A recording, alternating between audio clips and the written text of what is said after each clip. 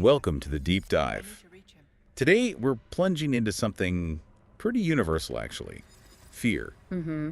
It starts so simply when you're a kid, Yeah. like being afraid of the dark or, I don't know, the boogeyman under the bed. Simple stuff. Yeah, those classic childhood fears. Exactly. But then as you get older, Mm-hmm. that fear, it doesn't just go away. It sort of twists, changes. It kind of curls up inside you, becomes this complex adult thing, often tied up with secrets, maybe deception. That's a really good way to put it, and it feels like that transformation is exactly what we're seeing in the town we're looking at today, Riverdale. Right. It had that whole innocent, all-American vibe going on, but now it feels irrevocably changed, just shadowed by all these mysteries. Yeah, that idyllic surface is definitely cracking. We've watched it shift into this place where, hidden dangers, this deep unease, it just seems to be everywhere now. It's gone beyond simple anxieties. It's like it's woven into the town itself, especially within these prominent families. Totally. And that's exactly what we're doing in this deep dive. We are getting into Chapter 6. This feels like a really pivotal point in the story. It's stripping away more layers, especially around Jason Blossom's death. And, wow, some major character stuff is coming out. For sure. So, our mission today, dissect these big reveals, really look at how the characters are evolving, and try to connect the dots, maybe even predict what terrifying secrets might pop up next. Sounds like a plan. As always, we want to give you those surprising facts, the aha moments, and, just a shortcut to being totally up to speed on all the twists. So let's get started. Let's do it. And I think the place to start, really the emotional heart of this chapter, has got to be Betty Cooper. Her absolute determination to find out what happened to her sister, Polly, and how it connects to Jason's death. Oh, absolutely. And she's doing this despite her parents basically building walls around her. Exactly. Huge obstacles from her own family. Yeah, Betty's persistence is, frankly, amazing. Especially when you remember how Alice and Hal, her parents, tried to shut her down before. Right. Called her interest ghoulishness. Right. Total gaslighting. Trying to control her, control the story.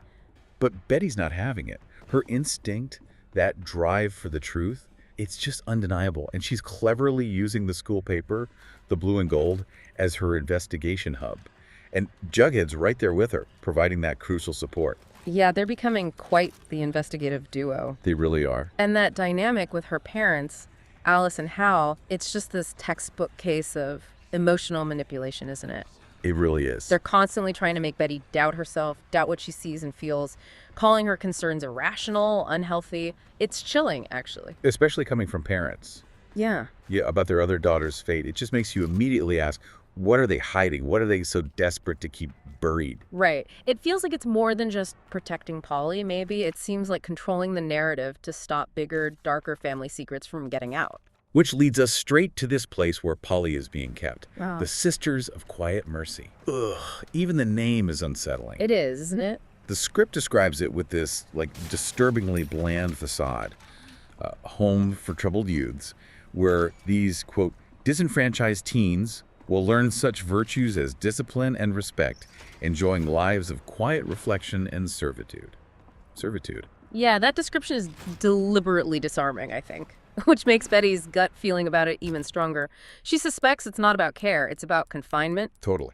And that contrast is immediate. It taps into this really troubling history, of institutions like this that were supposedly for rehabilitation, but often just serve to isolate, silence, control troubled kids. Yeah, keep them out of sight, out of mind. Exactly. The Sisters of Quiet Mercy. It sounds less like a sanctuary and more like a prison designed to keep inconvenient truths locked away. That name, Quiet Mercy, it implies forced silence, doesn't it? The kind of mercy that just denies the person any voice. And the fact that Betty, Jughead, and Veronica needed this whole elaborate stealth operation just to see Polly, that says a lot. It really does. And they specifically leave Archie out. Jughead says bringing the entire Scooby gang would blow their cover. What does that tell us? The secrecy, excluding Archie. Well, it suggests there are layers of control here. First, obviously, the Coopers are desperate to keep this quiet, probably terrified of what gets exposed about their own actions. Makes sense. Second, the institution itself seems to be in on it, prioritizing secrecy over actual care. And excluding Archie. Well, maybe it's his connection to Jason. Maybe he's just, less sneaky, a bit too earnest for this kind of mission. Yeah, maybe too much of a Boy Scout for breaking and entering. Right. It suggests whatever Polly knows or whatever happened to her, it's connected to powerful people or maybe something that could unravel these long-held family stories. The stakes feel really high, like it's more than just family embarrassment on the line. And then they finally get to Polly and the truth bomb. Wow. Polly is pregnant with Jason Blossom's baby. Huge, absolutely huge revelation. It just hits so hard. We saw those little hints before, right? The previously on Riverdale mentioned their engagement, but this makes their secret relationship about a future they were planning.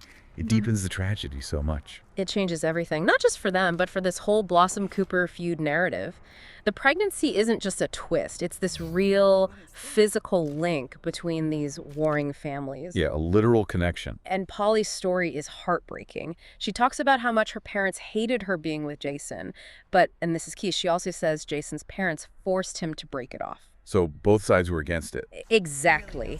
Deep-seated mutual hate between the Blossoms and Coopers. It's this generational thing, and now suddenly there's a baby coming that embodies that forbidden union. That child becomes a symbol, maybe even a pawn, in this much bigger, darker game. And their plan, oh man, the tragic irony. Polly says they were going to run away together, meet up on July 4th, the exact date Jason died, to start their family in a beautiful place. Gut-wrenching. Just picturing them planning that, full of hope, and then boom, Jason's dead. That very day, it just slams home the innocence of their dream against whatever grim reality hit them. And that date, July 4th, it's so specific, it grounds it all. But then comes the most chilling part of her story. Polly trying to leave and immediately getting thrown into the back of a van by an unknown woman and two men. Yeah, that's not just parents disapproving, that's an abduction. Right. So who were these people? Were they working for the Coopers, trying to stop her running off with Jason? Or maybe the Blossoms, trying to stop this baby from ever happening? Or someone else entirely. That's the most disturbing possibility, isn't it? But they barely get a second before Alice Cooper shows up. Like lightning. Controlling. Forceful. Just yanks Betty out of there. It's like Alice is scrambling, trying to contain the fallout, stop the truth from sinking in or spreading. Definitely. And her actions right after just double down on the gaslighting, insisting Polly is sick, crazy, depressed, and delusional, dismissing her whole story as a fantasy about Never Never Land. It's brutal. They're not just denying the truth, they're actively trying to rewrite Betty's reality, make her doubt her own sanity. And you see it works. For a second, Betty wonders, maybe I'm crazy like they are. That's the scary part of gaslighting, right? It makes you question yourself. Exactly. Especially when it's your own parents doing it. But thank God for Jughead. He's Betty's anchor in that moment. He pulls her back. He really is. And he says something so crucial, something about, identity and choosing your own path. We're not our parents, Betty. We're not our families. That line is so powerful. It resonates because it's about breaking free from the darkness or mistakes of the past of your family. It's a moment of real clarity for Betty. Huge aha moment. And Jughead's role there, it's central. He's not just being a good friend, he's helping her name the conflict she's in this battle between who her family wants her to be versus who she is. That statement is like a lifeline. It helps her see she can choose a different path from all the secrets and lies defining the Coopers and Blossoms. Yeah, it cements her resolve, I think. To find the truth, no matter what it costs her family, it shifts her quest from just grief to something bigger, like finding justice, to finding herself. Exactly. And speaking of finding truth, Polly gives them this clue. Seems small, but turns out to be massive. A car Jason had stashed. Right, on that lost highway off of Route 40, past an old maple syrup sign. It's amazing how often those little details, right, the ones easily overlooked, they end up cracking the whole thing open. And Betty and Jughead, they don't hesitate. They're immediately on it, pursuing this lead. It really shows how well they're starting to work together, their synergy as investigators. It's great detective work, really. Polly, even in her trauma, remembers this key detail. And they immediately recognize its importance. They trust the evidence, or the potential for evidence, over just talk. Yeah. And that car, it's suddenly this tangible link to Jason's last movements, his last activities. Their skills complement each other. Betty's observation, Jughead's analysis, they act on it when maybe others wouldn't have. This is where it shifts from just testimony to hard evidence. And what they find in that car, holy cow, it's alarming. It completely changes the game. Yeah, finding Jason's jacket, okay. Other stuff, fine. But drugs. Drugs, that's the bombshell. It instantly shatters that image of Jason as just the golden boy running away with his pregnant girlfriend. It points to something much darker, much more dangerous. It absolutely pivots the whole case. The drugs are a massive game changer. It adds this entirely new, hidden dimension to Jason's life.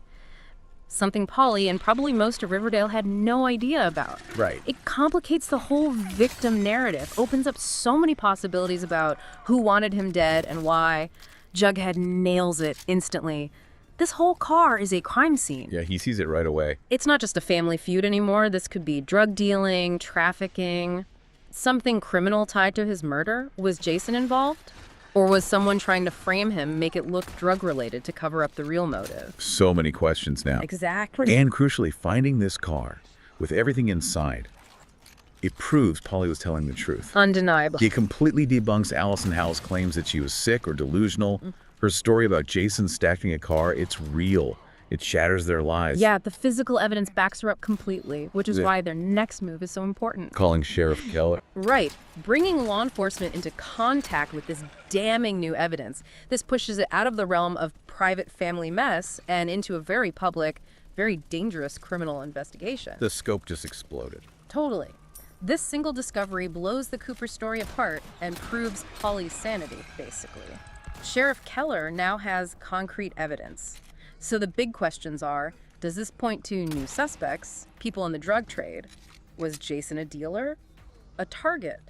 And how does this drug angle connect back to the Blossom Cooper feud? Maybe that feud was just cover for something much dirtier. Or maybe the drug stuff runs deeper into the town's powerful figures. Could be. The mystery just got a whole lot wider and probably a lot more dangerous. Okay, so while Betty and Jughead are peeling back those dark layers, we've also got Archie Andrews on his own journey.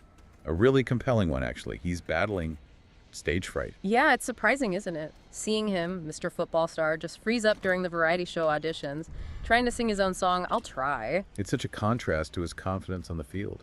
It really highlights vulnerability. On the field, he's part of a team, right? Safety in numbers, shared responsibility. But singing solo, performing something he wrote, that's raw exposure. Totally exposed. It's just him out there. It shows this deeper, more relatable side of Archie. Even the confident jock type can wrestle with serious self-doubt when they step way outside their comfort zone. It's a great character moment for him. Yeah, it really is. And thankfully, Veronica Lodge is there, being Veronica. Veronica ex machina, as the script calls it. Yeah. She pulls some strings, gets him a spot in the show anyway, even after that rough audition. Always resourceful. But Archie's not the only one dealing with stage drama. We get this fascinating look inside Josie and the Pussycats. A lot of turmoil there. Mostly driven by Josie's leadership style, which is intense. Intense is a good word. Diva-like, almost. She demands 150%. She's all about the brand, and you see she's under massive pressure from her mom, Mayor McCoy. Yeah, that part was weirdly specific. Her mom wants a replacement band member who's a skinny and beautiful woman of color, but get this, not more skinny and beautiful than Josie. Wow. Yeah, that's a lot. It speaks volumes about the pressures Josie's dealing with beyond just music, image, race, how art gets turned into a commodity. It's a tough world for young artists navigating all that. Definitely. Yeah. And all this pressure cooker stuff leads to Valerie pushing back. She wants recognition, agency. She's not just backup, she co-writes. Right. And her exit is dramatic. I quit. Don't let the door hit you on the way out. Pow. Standing up for herself. But then she comes back right before the show Yeah. and negotiates. She wants co-lead, only on the bridge. That move shows Valerie knows her worth. She's resilient, smart, she knows they need her, and she forces Josie to give ground, even if it's just a little bit. Yeah, it's a power play. And this whole Pussycats dynamic kind of reflects what Josie's dad, Miles, the jazz musician, talks about this art versus commerce thing. Josie seems caught between his ideals and her mom's push for commercial, image-focused success. It's a lot for her to juggle. For sure. But despite all the drama, they pull it together, they perform I Feel Love, and they nail it. Shows their talent shines through, even with all the friction. It's a really interesting look at group dynamics and ambition. Okay, back to Archie. His big moment. He decides to perform I'll Try Solo. Veronica offers to join him, help him out, but he says, I have to do this on my own. That's huge for him. A massive step. He's choosing to face the fear directly, no safety net, claiming that moment for himself. Yeah, real growth. Absolutely. It shows real self-reliance starting to emerge. And Veronica's advice is actually really sweet and smart. If you freeze, focus on someone that makes you feel safe. Nice little coping mechanism. Yeah, gives him an anchor. And it works. He delivers. He overcomes the fear, connects with the audience. You hear the cheers, especially from his dad's construction crew. Oh, yeah, that was a great moment. Fred Andrews watching him. That connection between Archie and Fred, the pride. Yeah. It felt really genuine, really heartwarming. One of the best moments in the episode, I think. Shows how much that parental support matters. Definitely. And speaking of Fred, that leads nicely into Archie showing some surprising maturity about his dad's relationship with Hermione Lodge. Right. He basically gives his blessing, tells Fred, if this is something that makes you happy, then I say go for it. For a teenager, dealing with all his own stuff, that's pretty evolved to prioritize his dad's happiness like that. It really shows his emotional intelligence is growing. He handles it with empathy, understands it's complex, especially with Hermione still being married.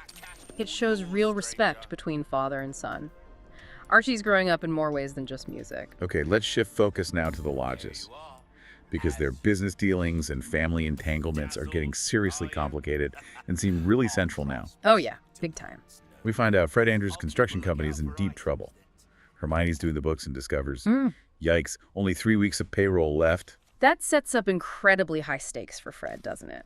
You feel his loyalty when he says, I can't let my guys go. He feels responsible. Yeah, but he's taking a huge risk. He is, which is why he desperately needs that Riverdale contract, the big development project at the old drive-in. It's his lifeline, basically. And Hermione jumps in to help him get it, hosting that dinner for Mayor McCoy and Miles, trying to help Fred schmooze the mayor. Yeah, she's getting more involved, clearly cares about what happens to Fred. It definitely builds that connection between them. And as they're working together, that professional thing, it spills over into the personal.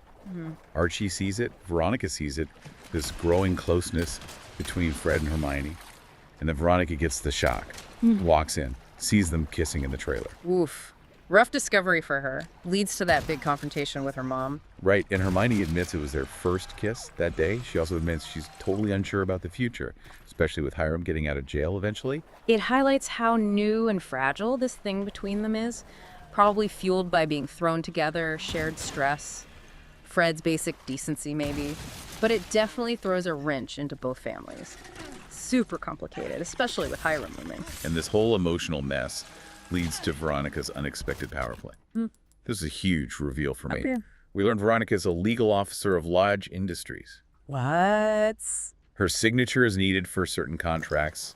Suddenly, she's not just the rich daughter, she has actual power in the company. It totally reframes her character, doesn't it? She's an active player in the Lodge Empire. And then Hermione tries to get her to use that power sign, the contract, so Fred's company gets the Riverdale deal. And Hermione drops that bomb about Hiram wanting to give it to some less than legit outfit. Right, which immediately makes you wonder what Hiram is really up to, even from prison. And it puts Veronica in this impossible spot. Help Fred, potentially crossing her dad, or side with her dad's shady plans. It shows how deep the rot might go in the Lodge family business. But Veronica, wow, she makes this stand. Based on principle, or maybe loyalty to her dad, she links it directly to her mom's relationship with Fred. Asks her, if I sign that, will you stop seeing Fred Andrews? And when Hermione basically says no, Veronica says, in that case, Mom, I'm sorry, but no. Pow. She refuses to sign. it's such a complex move. What does it say about her? She seems torn. Loyalty to her dad, to the Lodge name, maybe the idea of keeping her family unit intact, even with him in jail, versus her mom's happiness and helping Fred, who actually seems like a good guy. Yeah, she prioritizes the family business, her father's legacy maybe, even over her mom's relationship and Fred's company. Yeah. Shows her conviction, but maybe also how strong that pull of loyalty to Hiram is, despite everything. It's a gamble. A huge gamble, choosing the Lodge name over immediate personal feelings. But here's the kicker, the final twist in this whole thing. Despite Veronica refusing to sign, Fred still gets the Riverdale contract. Right. Which leaves us hanging. How did that happen? Did Hermione find another way? Does she have more power or influence than we thought? Or did Hiram's less than legit outfit just fall through? Maybe they were so shady they got disqualified, and Fred won by default. Either way, it keeps the Lodge business dealings and Hiram's influence right at the center of everything. Who's really pulling the strings in Riverdale? That's the million-dollar question, isn't it? It guarantees more drama, more secrets to uncover about the lodges, and their control over the town's future. Okay, so wrapping up this deep dive into Chapter 6, let's just quickly hit the big takeaways again. It's been a lot. It really has. We got the dark truth about Polly. Pregnant, abducted, changes the whole murder mystery. Huge. We got Jason's car, crime scene, filled with drugs, totally shifts our view of him and his death. Game changer. We saw Archie face his fears, really grow up emotionally. Yeah, great arc for him. And Veronica suddenly emerging as this powerful, conflicted player in lodge industries. Unexpected power move. Yeah, each thread just pulls back another layer of Riverdale's seemingly calm surface, revealing more darkness underneath. Absolutely. That initial sense of innocence we talked about feels like a distant memory now. It's being replaced by this growing awareness of deep corruption, hidden motives everywhere. Which leads us perfectly into our final thoughts. Predictions. What comes next? Let's speculate. Okay, first, the murder mystery. Keller has the car, the drugs. How does this change his investigation? Are we going to see new suspects emerge, maybe from this drug world? Could be. And who are those people who grabbed Polly? How are they connected to Jason's death and the drugs? Are they Cooper or Blossom Muscle? Or something bigger, more sinister? The drug angle could mean organized crime. That opens things up way beyond just the two families. Finding Paul's abductors feels key. Were they silencing her for the family, or stopping her for some other reason related to the drugs or Hiram's outfit? Unmasking them could be the next big break. And Polly herself. Her future looks terrifyingly uncertain. Pregnant, locked up, now knowing Jason's dead. Can Betty get her out? It's a desperate situation. And what happens when Polly's full story gets out? With proof backing her up, what does that do to the Cooper family? Can they survive that level of deception being exposed? Polly is so vulnerable right now. Getting her out safely is crucial. And yeah, when her story comes out corroborated by the car, it'll shatter the Cooper facade. Alice and Hal will have to face what they did. It'll be a massive challenge for Betty to navigate, likely pushing her even further into this truth-seeking role, maybe putting her at more risk. Then there's Lodge Industries. Hiram's return is hanging over everything. Veronica just defied him, basically. How does that affect his control from prison? Good question. And what is this less than legit outfit he backs? Are they still a threat? Could they bring more danger to Riverdale, especially if Hiram's pulling strings? Veronica challenging Hiram, even indirectly, could have major blowback. He won't like losing control. That less than legit outfit sounds ominous, suggests a criminal element is already tied into Riverdale's big money projects. That could mean corruption, violence, especially when Hiram gets out and wants to reassert his power. And speaking of Hiram's return, that love triangle, or maybe quadrangle. Hiram comes back, finds Hermione with Fred Andrews, the guy doing work for him, the father of Veronica's friend. Oh, that's going to be explosive. Hiram values control and loyalty above all. This relationship, it hits both. It could destabilize everything for both families. And Veronica's caught right in the middle, right between her parents, her feelings for Archie, who's now Fred's son. It's a mess. Total mess. She'll be in the emotional crossfire, forced to make really tough choices about loyalty, family, maybe even morality. It could push her into even more complex situations. Okay, finally, Betty, our investigator. How does she keep digging into the Cooper and Blossom secrets, especially now with drugs involved? That makes it way more dangerous, doesn't it? Absolutely. The stakes just went way, way up. Is her pursuit of truth, as heroic as it is, going to put her in serious danger? Is she going to stumble onto something that makes her a direct target? It's a real possibility. Uncovering drug connections adds a whole criminal layer. People involved in that world don't react well to being exposed. Her relentless drive is admirable, but it could definitely lead her down a very perilous path, right into the crosshairs of some dangerous people who want those secrets kept buried. How far will she go? What's the cost going to be? So many questions. As these dark secrets keep unspooling in Riverdale, showing more corruption, more betrayal, what new fears do you think might crawl out of the shadows next? What pieces of this terrifying puzzle do you think will finally click together in the next chapter? Yeah, how do you see these storylines crashing into each other? What's the next big shockwave going to be? Lots to think about. Thanks for joining us on this deep dive.